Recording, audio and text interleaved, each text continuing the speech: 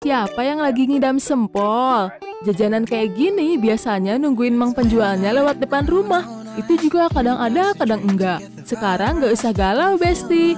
Cus meluncur ke Sempol Checklist di Jalan BKR nomor 2. Sempol ayam di sini tuh banyak variannya loh.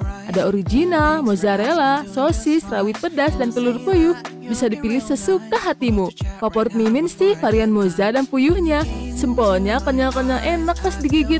Dicocol pakai saus asam manis pedesnya Endulita. Harganya murah meriah guys, mulai 2.000-an aja per tusuk. Di sini nggak cuma ada cemilan aja. Buat yang pengen makan kenyang, ada menu nasi ayam geprek.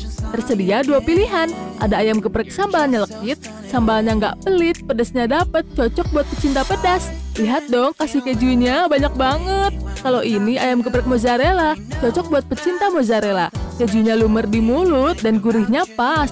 Next, ada nasi ayam laja sambal tongkol. Bumbu laja